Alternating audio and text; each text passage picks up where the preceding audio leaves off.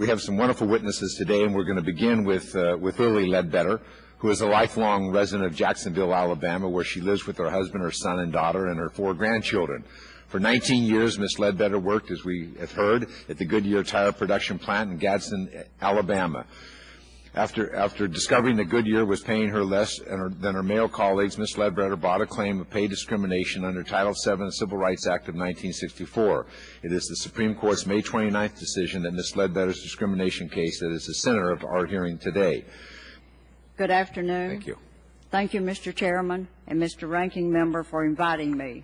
My name is Lilly Ledbetter. It is an honor to be here today to talk about my experience trying to enforce my right to equal pay for equal work. I wish my story had a happy ending, but it doesn't.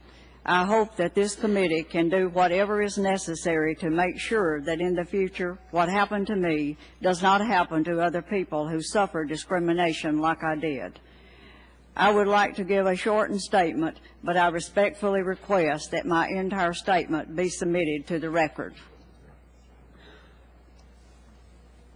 Yes. My story began in 1979 when Goodyear hired me to work as supervisor in the tire plant in Gadsden, Alabama. Toward the end of my career, I got the feeling that maybe I wasn't getting paid as much as I should or as much as the men. But there was no way to know for sure because pay levels were kept strictly confidential. I only started to get some hard evidence of discrimination when someone anonymously left a piece of paper in my mailbox at work showing that I got paid what 3 other male managers were getting paid. When I later complained to EEOC just before I retired, I found out that while I was earning about $3,700 per month, all the men were earning $4,300 to $5,200 per month. This happened because time and again I got smaller raises than the men, and over the years those little differences added up and multiplied. At the trial, the jury found that Goodyear had discriminated against me in violation of Title VII. The jury awarded me more than $3 million in back pay and punitive damages, but the law required the court to reduce my award to $360,000. The Supreme Court took it all away. They said I should have complained every time I got a smaller raise than the men, even if I didn't know what the men were getting paid, and even if I had no way to prove the decision was discrimination.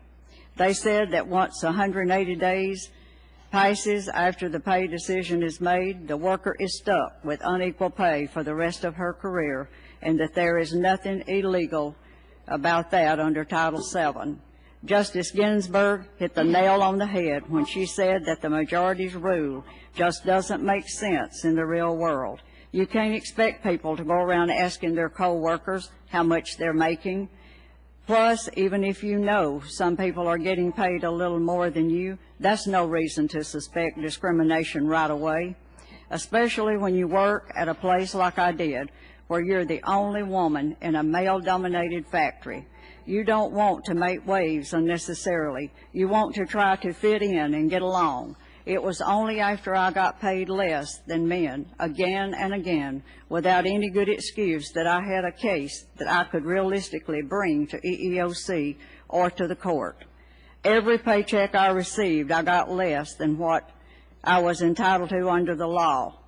The Supreme Court said that this didn't count as illegal discrimination, but it sure feels like discrimination when you're on the receiving end of the smaller paycheck and you're trying to support your family with less money than what the men are getting for doing the same job.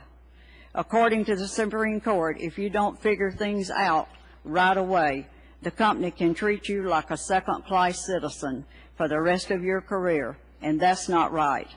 The truth is, Goodyear continues to treat me like a second-class worker to this day because my pension and my Social Security is based on the amount I earned while working there.